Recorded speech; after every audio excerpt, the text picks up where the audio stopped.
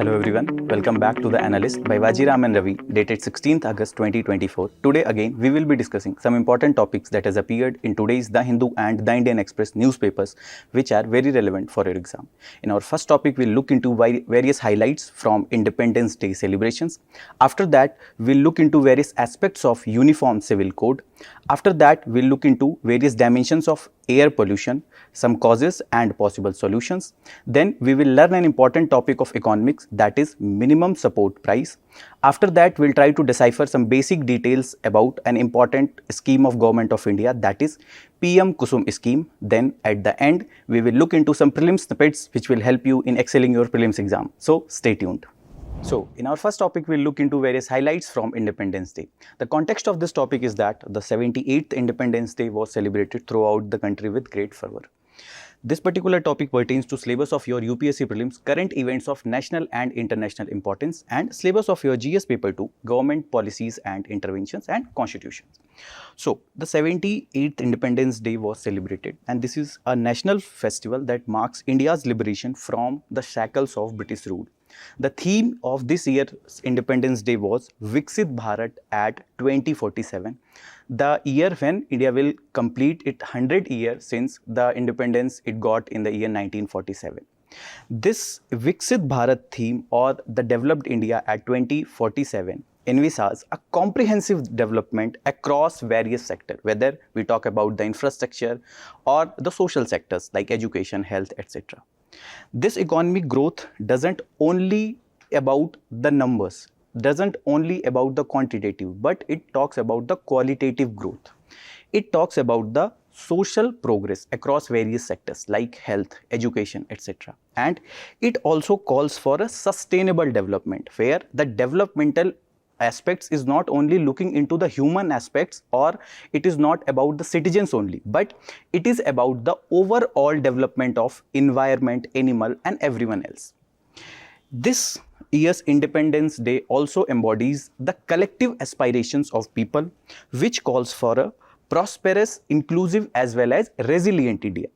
It also honors the rich heritage as well as the culture of India. If we take the 10 big takeaways from the speech of our Honorable Prime Minister, the first big takeaway is the saturation of benefits, which says for ensuring government benefits reach every eligible person, fostering a united and equitable society.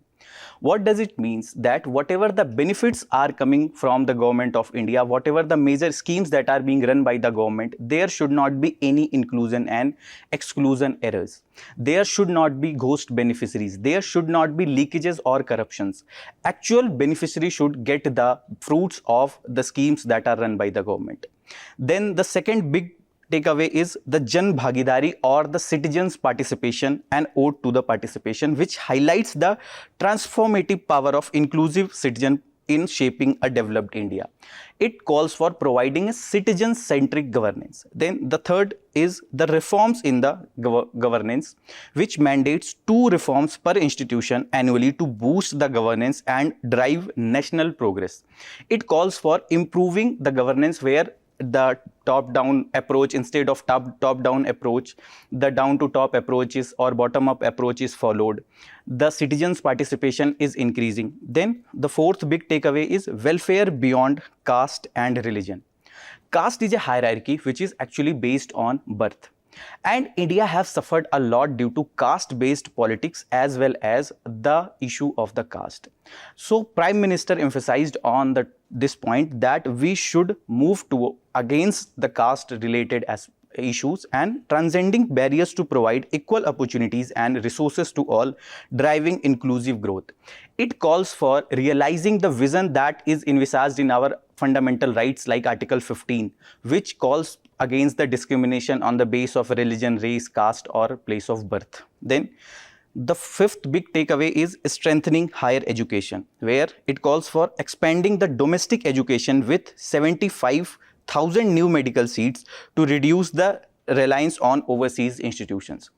If you will recall, the cases when the COVID was rising, when the Russia-Ukraine war happened, lot of students, you will be recalling that they have came back to India who were the students in the medical colleges of Russia, Ukraine or in the China.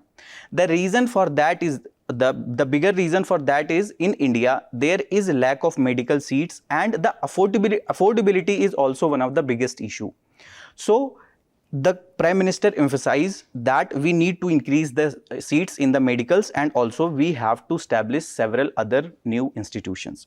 Then the sixth biggest takeaway, that spirit of Nalanda, world-class institutions, reviving the Nalanda's legacy with quality education and new medical seats to keep students in India.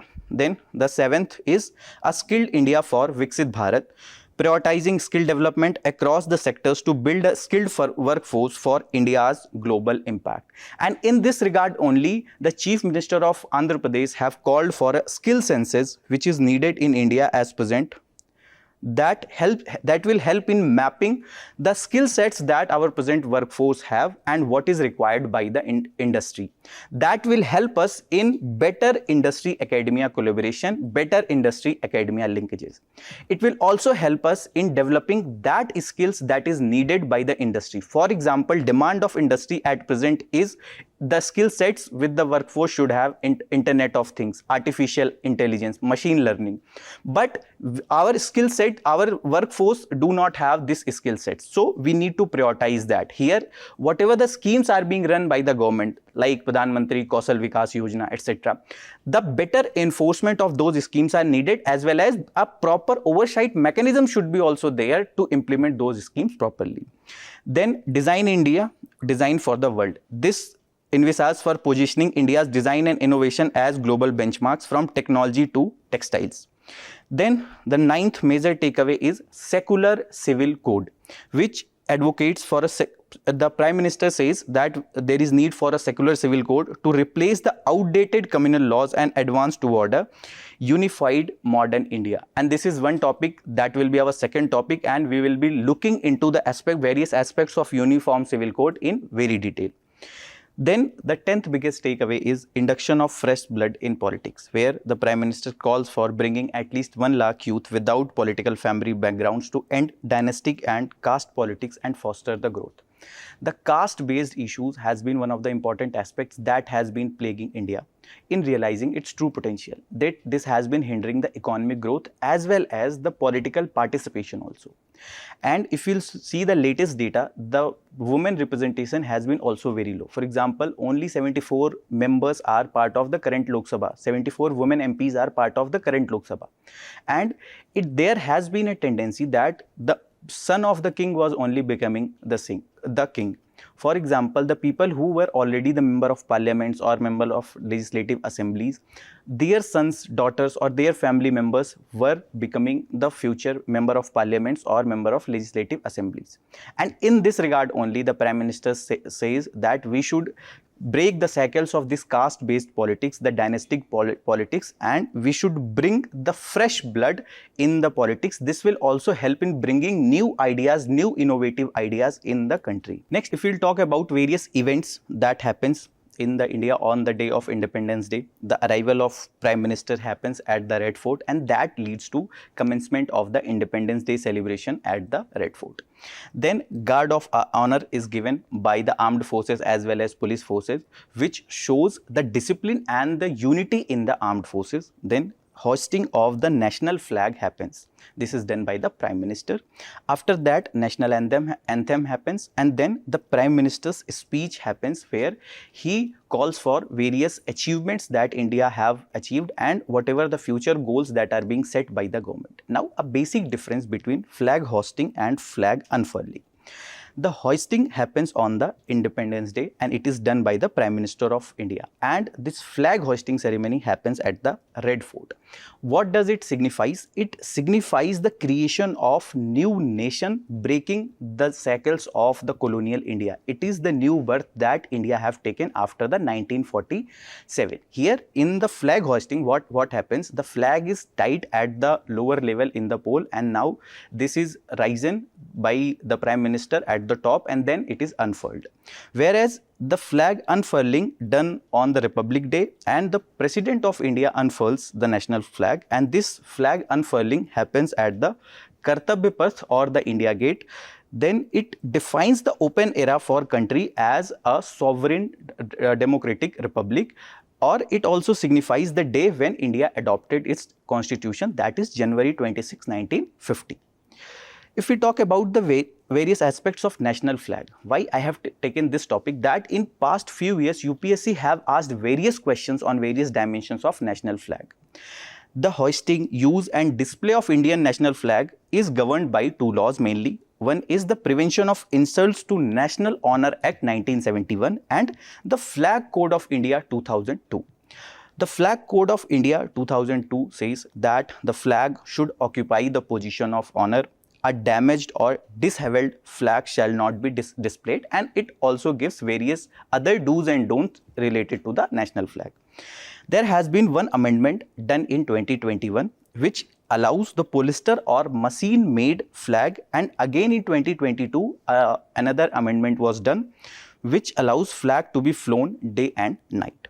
The national flag should be rectangular in shape and the ratio should be 3:2, and it has also given various standard size, and this is where the question was asked. The insult or related to the national flag may lead to a punishment up to 3 years or imprisonment or fine, or both these, imprisonment as well as fine.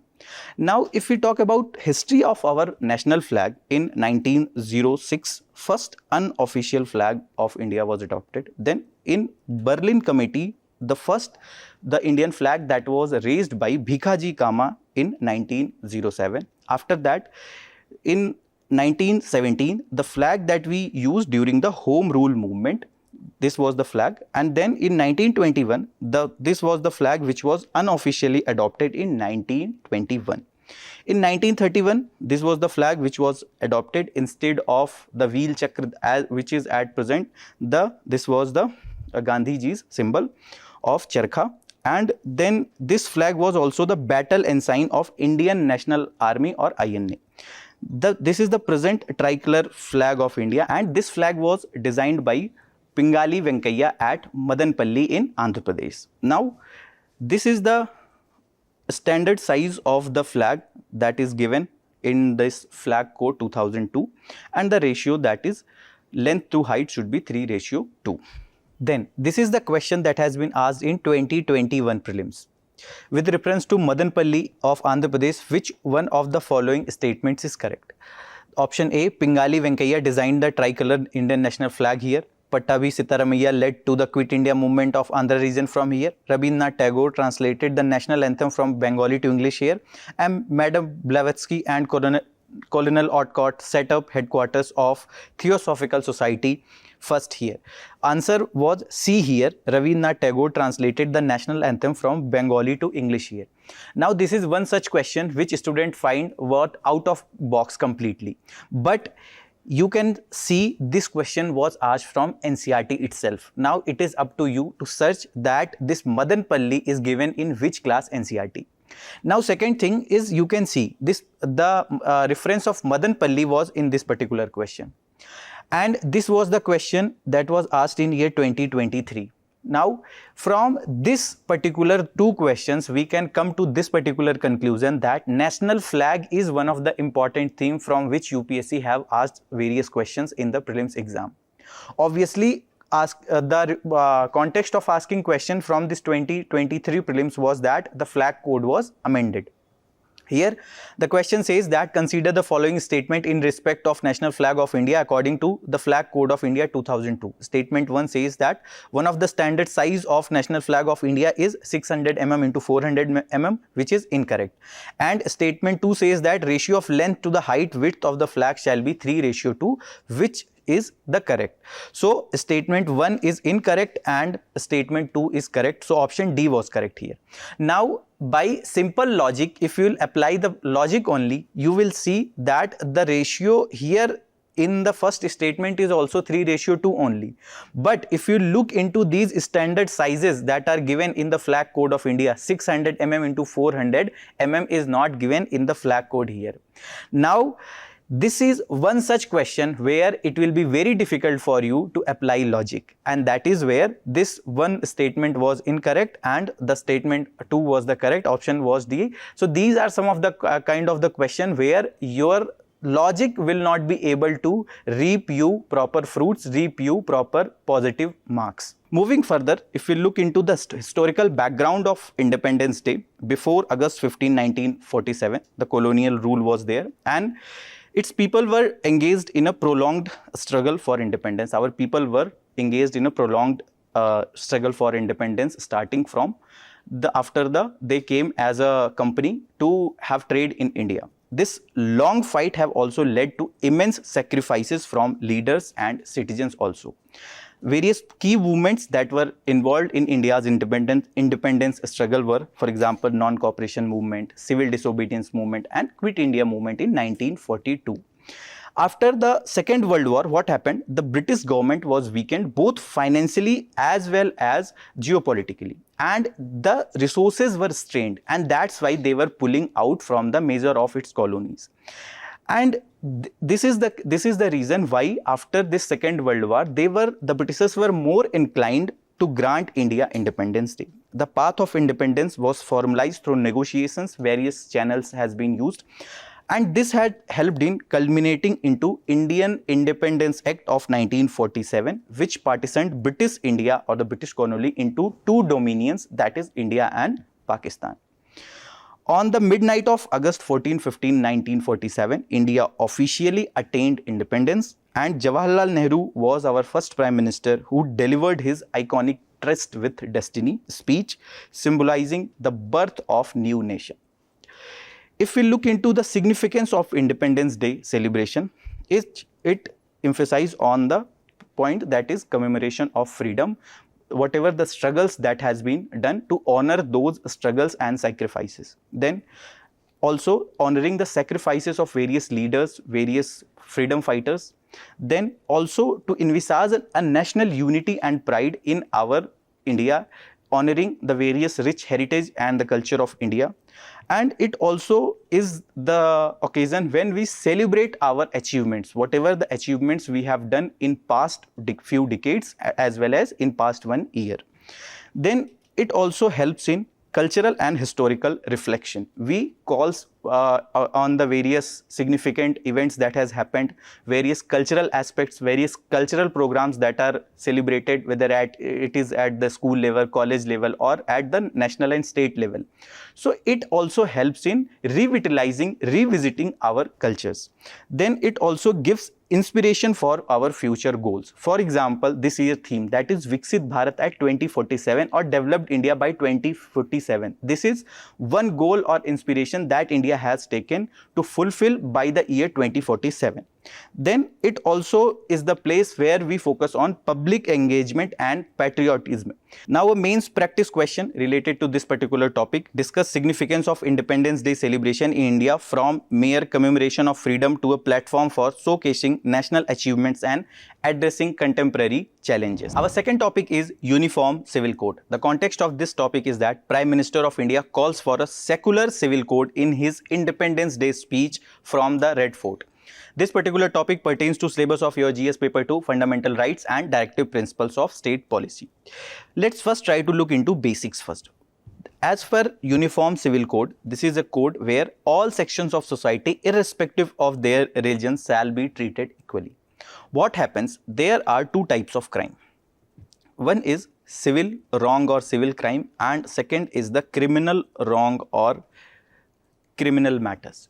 For example, the cases related to murder are the criminal offences. As of now, in India, we have a common criminal code. For example, the IPC or CRPC that were earlier, and now it has been changed to BNS and BNSS. So, in India at present, if there is a person who is doing a criminal wrong, then there is a common law, common code for everyone, irrespective of religion. But if we talk about the civil matters, we still do not have a common code. Here, the UCC will mainly cover the areas like marriage, divorce, maintenance, inheritance, adoption, succession of property. What happened? There are several religions in which, in the matters related to marriage, divorce, maintenance, inheritance, we have different civil laws. We do not have a uniform civil law, especially in matters like marriage, divorce, etc. And this is where the UCC calls for that there should be a proper equal law in matters of civil doing wrong also, whether it is related to marriage, divorce, maintenance, inheritance, adoption, etc. So mainly UCC refers to a common set of laws governing civil rights of every citizen, and the Article 44 of Directive Principles of State Policy sets duty of state for implementing Uniform Civil Code.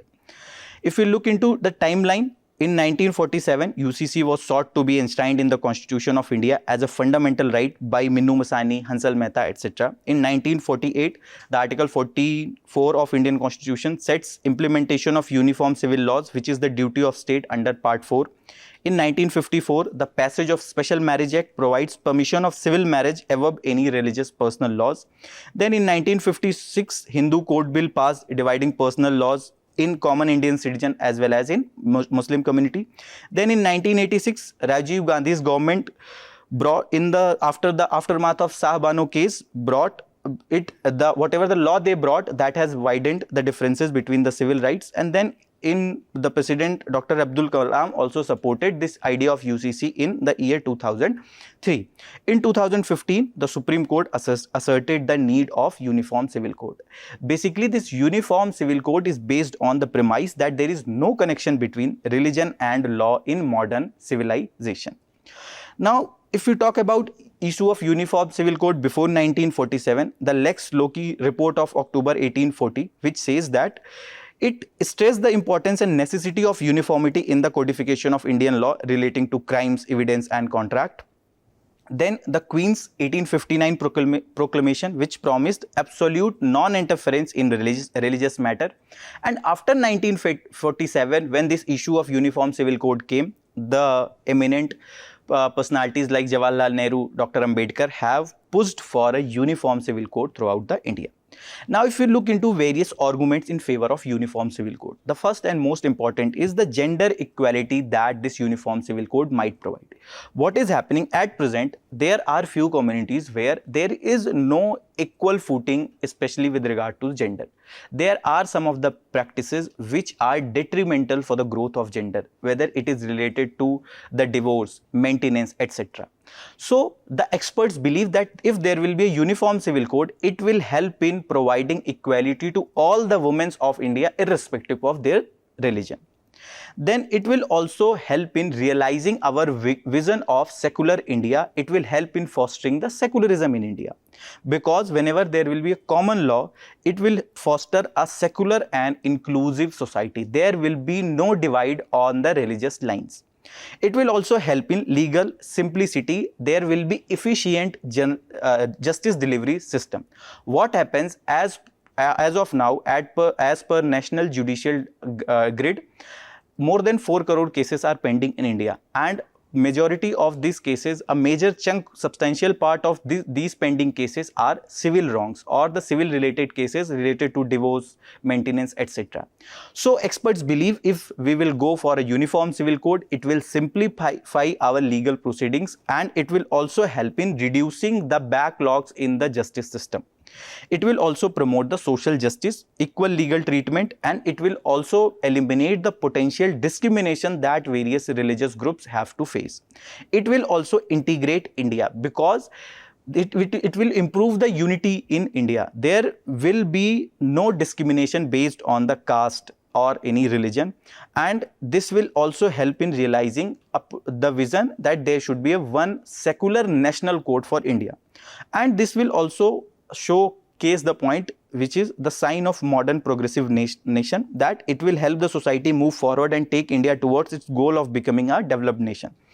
Then it will also promote the real secularism, because a uniform civil code doesn't mean it will limit the freedom of people to follow their religion. It just means that every person will be treated the same irrespective of their religion. It will also help in reducing the vote bank politics. As of now, for example, there are some of the politicians who emphasizes on the notion, who just for the sake of their vote bank politics emphasize on the point that their religion is in danger. Because of these kind of situations, whatever the changes that might be done based on the recent progressive laws. But if we will have a uniform civil code, this wrong notion or the lie that is spread by the politician can also be curbed. And the experts believe that more rights to women can be also given through a uniform civil code. If we look into various challenges in implementation of uniform civil code, some experts believe that this will be an infringement on religious freedom. It becomes very difficult to balance Article 25 and Article 44. Why? The Article 25 gives us the fundamental right to profess, propagate and practice our religion freely without any interference. Now, some of the non-advocates of uniform civil code says that whenever a uniform civil code will come, it is an infringement on the religious matters. It is the domain where the government is interfering on the personal matters of various religions. Then the experts believe that this is also against the cultural diversity. There are some of the religions as well as some of the sects, some of the people like tribes who have a unique culture and unique set of beliefs, whether it is related to marriage, whether it is related to adoption, whether it is related to maintenance. They try to preserve that heritage, and if we will go for a uniform civil code, there is an apprehension that their cultural diversity might be disturbed. Then it can also lead to social disruptions, because people might find it infringement on their personal domains, and there may be a break in the social cohesion as well as social disruptions can happen. Then the complexity of implementation, the drafting, codifying as well as harmonizing and rationalizing various laws. It is a very hectic task that might consume lot of time. So there are various complexity in the implementation also. And the lack of political will due to the complexity and the sensitivity of the issues. Then the misinformation about UCC, that the content of UCC has not been spelled out, leading minorities to believe that it is way of Hinduizing them. Then change in laws in favor of women, like Hindu Inheritance Act, has neither brought about any change in the percentage of property held by women nor in their status. So some of the experts says that there are less chances that even if we go for a uniform civil code, the status of women might not raise in the society, because this is more of a cultural problem rather than a legal problem. Then some sections in the minorities also claim that it is way of imposing majority views on them. If we talk about important cases related to Uniform Civil Code, the Shah Bano Begum versus Muhammad Ahmad Khan 1985, the right of Muslim women to claim maintenance from her husband under Section 125 of the CRPC came in front of Supreme Court, and this right even after the expiry of Iddat period. Iddat period is a small period which every woman has to go for, especially after the divorce that they have taken. So the government, the Supreme Court of India have upheld the right of the woman Shah Bano, and the Supreme Court also says that the UCC will help in removing the contradictions based on the ideologies of various religions. Then in Sarla Mudgal versus Union of India case 1995, the Hindu husband cannot convert to Islam and marry another woman without dissolving his first marriage. This will help in preventing such fraudulent conversion and bigamous marriages. Here also Supreme Court advocated for the Uniform Civil Code.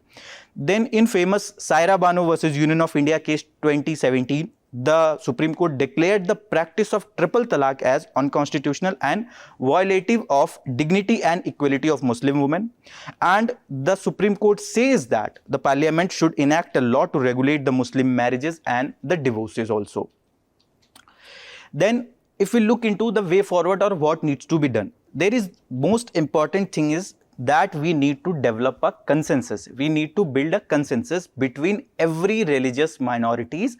We need to address their apprehensions well before going for any uniform civil code, because the uniform civil code can be delayed by year or few years, but the apprehensions should be addressed. Our social fabric should not be disturbed, and to ensure that our social fabric is intact, we need to develop this consensus. And for this, there is need for more discussions and deliberations with different stakeholders, that various religious minority groups, their leaders, various civil society organizations or non-government organizations.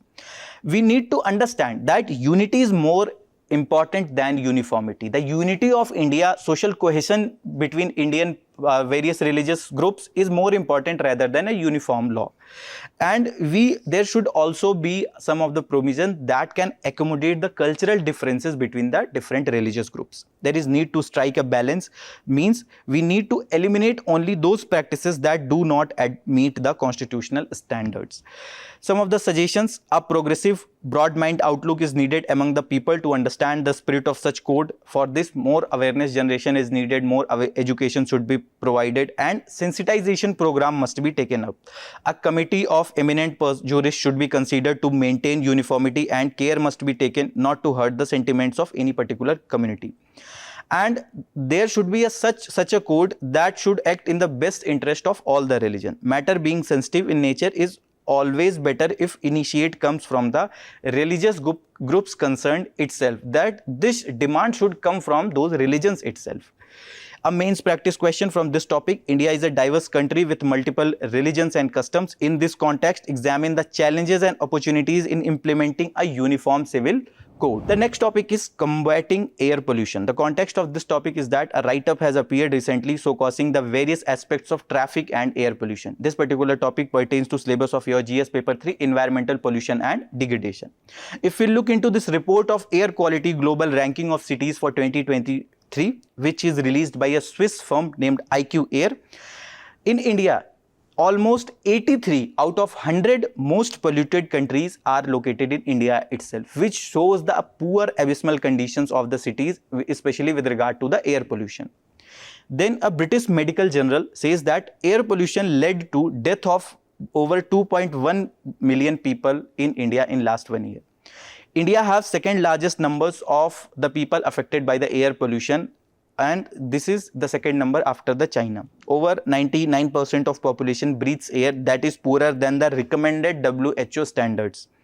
The International Energy Associate says that the 12% of India's CO2 emissions are due to the road transport. The vehicular emissions that are one of the major contributors. Then this vehicular emissions that do come, they have a PM 2.5 levels, the particulate matter 2.5, which affects our lungs. It can also spread to our blood vessels and can lead to various respiratory as well as cardiovascular diseases. And these heavy vehicles are also one of the important source of emitting NOx or nitrous oxide. That also leads to formation of ground level ozone, and it further creates issues like global warming as well as the climate change related issues. If we look into various causes of air pollution, the anthropogenic or man-made causes, for example, burning of fossil fuels, whether it is coal, natural gas, etc. Then the industrial emissions, the non-adherence to various industrial norms that has been made by the government, then not going for the technology transfer, moving towards more sustainable technologies. Then also the various other reasons like more use of non-renewable sources of energy are some of the reasons for high industrial emissions. Then the vehicle emissions, the India with rise in the purchasing power of people, and second, the rise in the middle class have led to the people buying more and more of the private vehicles. Second, with economic growth booming and more development of road infrastructures, the heavy vehicles have also increased very much on the Indian roads. That is leading to higher vehicular emissions. Then the agricultural activities, the crops that are leading to higher methane emissions. Second, whatever the unsustainable use of livestock, etc., are also some of the reasons that high emissions are also coming from the agricultures. Then the deforestation, when we are cutting down trees indiscriminately, it is leading to an issue where the carbon sink is decreasing, and whatever the carbon dioxide we are generating is not being consumed by the trees because they are not available. We have cutted down those trees. Then if we look into various other natural sources, volcanic eruptions, they also release various gases and cause air pollution, dust storms, etc. And these cases of dust storms, etc., are also aggravated due to the issues of climate change. Then wildfires, it can be due to the natural reasons like rubbing of trees, etc., or due to the negligence of the people, like throwing away the butts of cigarette or the BDs, etc. So these wildfires also leads to lot of air pollutions. If we talk about the effects of air pollution, it affects our health very much. It leads to eye infection, dizziness, nausea, and it leads to various reproductive diseases also. Then it also leads to headache, nasal irritation, heart disease, and lung diseases.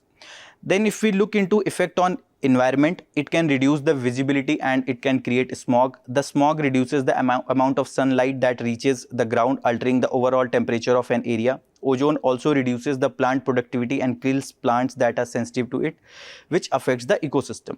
Oxides such as the nitrogen oxide and sulfur dioxide creates acids that leads to acid rain. Acid rain damages the plant as well as the aquatic systems also. Then if we talk how does it affects the animals, it affects the respiratory and cardiovascular system of the animals also. Then it also creates various neurological as well as skin related issues in the animals. It also disrupts the endocrine functions of the animals. It leads to increased vulnerability to various other diseases in the animals. If we talk about various government initiatives that has been taken to combat air pollution, National Clean Air Program, which calls for a long-term strategy to reduce the PM levels in almost 100 cities. Then the Graded Response Action Plan, which is a measures based on the pollution severity in Delhi NCR. Whenever the particular threshold will be crossed, this Graded Response Action Plan will come into play. Then promotion of clean fuels. For example, India have moved from BS4 norms to BS6 norm directly, so that the issue of climate change can be addressed, and it will also help in mandating more cleaner vehicles are on the road. Then the push for electronic vehicles or EV, the government have launched various schemes, for example, faster adoption of e-vehicles, Fame India schemes. Here the subsidies and incentives for electric vehicles are given. It is also, government is also strengthening the public transport. Here more and more electric buses are coming on the road. Investment in metro buses to reduce the private vehicles are on the road, and that is also one of the important agenda of the government. And government is also increasing the afforestation as well as green cover. There has been various programs that are run by the government, various plantation drives that are run by the government to increase the green cover and improve the air quality to ensure that the carbon sink is increasing in the environment. So what should be done? What are the possible solutions to address the issue of air pollution? First, there is need for investing in energy efficient power generation. We need to improve the domestic industry as well as municipal waste management. For example, with increasing pressure on the urban areas, more and more waste generation is happening, and we have issue at the collection stage, at the processing stage, and as well as the disposable stage. So what is happening when these waste is not being disposed properly? This is leading to lot of landfill sites coming onto the various metropolitan cities. For example, you can see the Gazipur landfill site located in the Delhi NCR. That is increasing multifold every year. That is because of unsustainable waste disposal. And if some fires just ignites in those landfill sites, it goes on for multiple months, and that is also one of the major cause for the air pollution. pollution, and that is also one area that needs to be looked for, that we should go for more sustainable waste disposal. Then build safe, affordable public transport system and pedestrian and cycling friendly networks, so that more use of private vehicles can be reduced and vehicular emissions can be addressed. Then make greener and more compact cities with energy efficient buildings, that the buildings are getting energy from the renewable sources rather than non-renewable sources. This can help in reducing the fossil fuel based emissions. Then we also provide universal access to clean, affordable fuels and technologies for cooking, heating and lighting. Then we also need to reduce the agricultural waste, incarnation, forest fires and certain agroforestry activities. There is also need for better enforcement of various government initiatives. For example, vehicle scrappage policy that has came by the government of India. So what happened, whatever the vehicles that are more than 15 or 20 years on different cases related to the heavy vehicles or the private vehicles, they need to be scrapped, and government is incentivizing people to buy new vehicles instead of these old vehicles, because generally it is believed whenever a vehicle has crossed a threshold of few years, the emissions from those vehicles starts increasing manifold rather than the new vehicle.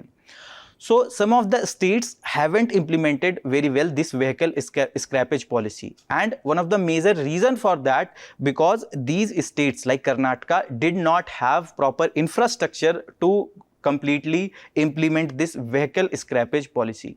So here the central government should provide proper capacity building as well as hand holding to state governments, so that they can develop those infrastructure very well, and they can also implement this vehicle scrappage policy, so that a proper sustainable environment can be developed to address the broader issues of the climate change. Now a main practice question from this topic: discuss the major reasons for air pollution in India and how do they impact public health and the environment. Our next topic is minimum support price. The context of this topic is that farmer protested at many places on the occasion of 78th Independence Day to press the center to accept its demands, that includes a legal guarantee on the MSP. This particular topic pertains to syllabus of your GS paper 3, direct and indirect farm subsidies, public distribution system, buffer stocks and food security, as well as agricultural marketing. This particular MSP or minimum support price is the price that is paid by the government, or the price at which government buys the produce from the farmers if the market price falls below that level which is set by the government. That is, if the market prices fall below the MSP, the government will buy the produce. If we look into the timeline of MSP, before 1947, Indian agriculture was devastated under the British rule. Various land revenue policies like permanent settlements, etc., have impacted Indian agriculture, and major reason for that is that British India didn't invested properly in the agriculture. Then in 1957, the Food Grain Inquiry Committee established to address the agricultural earning issues. In 1964, the Food Grain Price Committee under L.K. Jha also pushed for the MSP regime, and this 1967 was the year when the first MSP was announced. And if you will recall, this is the period of India shifting towards a green revolution. After 1967, MSP to be applicable across India, and the government to set up Agriculture Price Commission for fixing MSP for crops. And this Agriculture Price Commission was replaced by CACP in 1985. Then when a farmer grows a crop, he incurs cost, and some of it explicit and some implicit or unpaid. The CACP consists of following cost. The A2 cost covers all cash and in-kind expenses incurred by the farmers on various inputs like seeds, fertilizers, chemicals, hired labor, fuel, irrigations, etc. Then A2 plus FL cost is the actual cost plus imputed value of unpaid family labor. Whatever the family labor that has been given by the farmer itself, the members of the farmer itself. A2 plus the imputed cost on the family labor. Then C2 is the comprehensive cost that includes A2 plus FL along with revenues foregone on owned land, rent and the fixed capital asset. Whatever the rent that has been foregone, especially if the farmer have owned that land, whatever the rent they have to pay. Second, whatever the interest they have to pay on the capital assets. As of now, Government of India is following 1.5x of A2 plus FL cost, whereas the Swaminathan committee has recommended to give 1.5x of this C2 cost or comprehensive cost.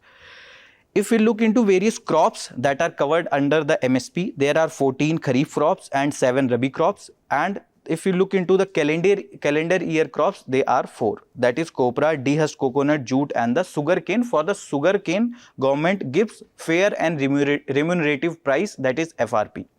The CACP recommends MSP for 22 crops before sowing period each year, and the MSP derived for Toria based on the MSP for rapeseed and mustard, and for dehusked coconut on the basis of MSP of copra.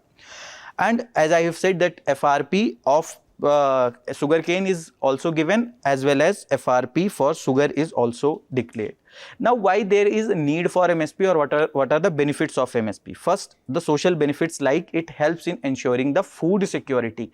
It helps in realizing or fulfilling the sustainable development goals like SDG 1 and SDG 2, that is addressing the hunger and poverty. It also helps in government to maintain a proper buffer stock, especially for the public distribution system, also for fulfilling the vision of National Food Security Act 2013. Then it also helps in addressing the agricultural and rural distress. Let's suppose due to the bumper production, if the market price of those grains have reduced and the farmers are not getting proper prices at the open market, this MSP ensures that the rural economy do not go into the distress, because government have promised to buy those produced at the already declared price, that is MSP. Then various economic benefits. If the farmer is getting proper remuneration for their produce, it will help in better investment in the agriculture. Then it will also help in better production decision, since this MSP is declared before the sowing season. So farmer can take this decision that whether he should go for sowing that particular crop or not, whether he will be getting proper benefits after sowing that crop or not. So the farmer can change their decision beforehand. Then it also provides cushion against the price fluctuation, especially with regard to the post-harvest losses that farmers have to incur, various climate change related issues that a farmer have to face. For example, pest attacks, drought-like condition or incessant rainfalls, etc. that affects the crops. So farmer can get some benefits by selling whatever the produce they have done at the MSP cost. A prelims previous year question related to this particular topic. Consider the following statement. In the case of all cereal, pulses and oil seeds, the procurement at the minimum support price MSP is unlimited in any state or UT of India. This is incorrect. In case of cereal and pulses, the MSP is fixed in any state or union territory at the level to which the market price will never rise. Obviously, this is a very extreme statement and this is incorrect. So both these statements were incorrect. D, neither 1 nor 2 was the correct answer here. Our next topic is PM Kusum. The context of this topic is that to address the delays in PM Kusum, states have begun experimenting with alternative approaches. This particular topic pertains to syllabus of your UPSC Prelims, current events of national and international importance, and syllabus of your GS paper 2, government policies and intervention. The full form of this is that Pradhan Mantri Kisan Urja Suraksha Evam Utthan Mahabhiyan, and this was launched in 2019. It envisages income generation for farmers from their infertile land with the establishment of solar power plant. The aim is to help farmer access reliable daytime solar power for irrigation, reduce power subsidies and decarbonize agriculture. The various scheme this particular scheme consists of majorly 3 components. Component A, where 10,000 megawatt of solar capacity needs to be developed through installation of small solar power plants of individual plants of capacity up to 2 megawatt. Component B, installation of 20 lakh standalone solar power agricultural pump. Component C, solarization of 15 lakh grid connected agricultural pump. And the nodal ministry for implementation of this particular scheme is Ministry of New and Renewable Energy. Now, what are the various features of Kusum scheme? 27.5 lakh solar powered pumps will be distributed among farmers. 17.5 lakhs will be installation of off grid to aid irrigation needs of farmers in remote locations. 10 lakh pumps will be installed in location where grid is available along with solarization of existing pumps. Farmer can sell their surplus solar power generated off grid discoms to earn 60,000 annually per acre, and the grid connected solar power plants of up to 2 megawatt capacity each will be installed in rural areas. If we talk about the significance of this scheme will open a stable and continuous source of income to the rural landowners by utilization of their dry uncultivable land, and the solar pumps will save the expenditure incurred on the diesel for running diesel pump. So majorly whatever the idle lying lands is there, the infertile land is there, the farmers can use their those lands and can get some benefits from that. Now we will look into prelim snippets. In that, first is Californium. The Bihar is a very beautiful state and it is always in news with some of the unique news. And there was a unique news that this radioactive element Californium was found in Bihar, and there has been news that the value of this was almost 850 crore. However, the Gopalganj police have clarified that several scientists from Department of Atomic Energy have reached to Gopalganj district and they have found out that that particular substance which was seized from 3 persons was not a radioactive element. But since Californium is in news, let's try to understand basic details. It is a radioactive element with atomic number 98 and the chemical symbol CF. It appears silvery white. This doesn't occur naturally, and that is where it comes to the point that this is a synthetic element. This is fairly insoluble in water, a strong neutron emitter, and is used in various metal detectors for gold, silver and other ores. In aeroplanes also it is used to detect stress. It helps to start the nuclear reactors. 1 gram of this Californium cost almost 17 crore in the international market. The second is the Mpox or monkeypox virus, which is a viral zoonotic disease. Its symptoms are similar to the smallpox. Various symptoms like swollen lymph nodes, muscle aches, fever, headache and rash can appear after the incurring of this monkeypox.